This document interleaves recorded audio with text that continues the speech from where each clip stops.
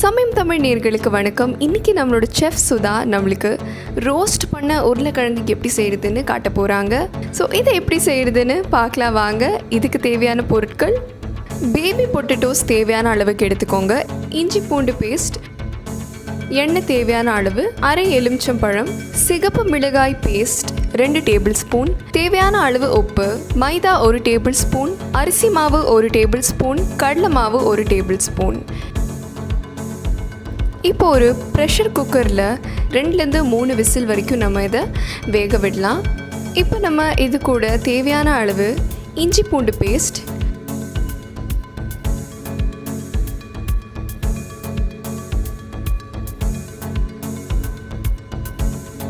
அப்புறம் சிகப்பு மிளகாய் பேஸ்ட், தேவையான அளவு உப்பும் சேர்த்து தரோவா மிக்ஸ் பண்ணிக்கலாம்.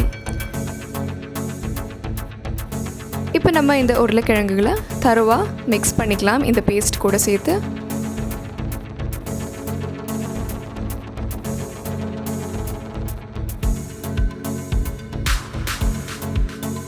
அதில் தேவையான அளவு மைதா, அரிசி மாவு, கடலை மாவு போட்டு நல்லா மிக்ஸ் பண்ணிக்கலாம்.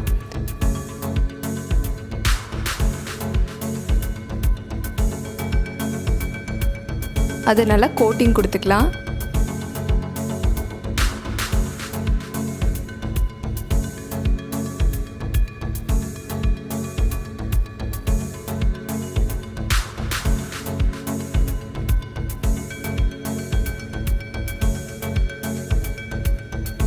இப்போது இந்த உருளைக்கிழங்குகளை பொன்னிறம் ஆகிற வரைக்கும் நம்ம டீப் ஃப்ரை பண்ணலாம்.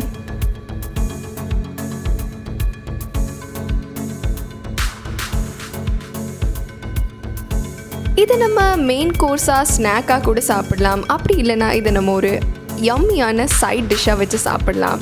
சாப்பாட்டுக்கு பொரியலாக வச்சு சாப்பிடலாம், இல்லை ப்ரெட்குள்ளே வச்சு சாண்ட்விச் ஆக்கி கூட சாப்பிடலாம். இதை குழந்தைங்க கண்டிப்பாக விரும்புவாங்க. குழந்தைங்க மட்டும் இல்லை, பெரியவங்களும் ரொம்பவே விரும்புவாங்க.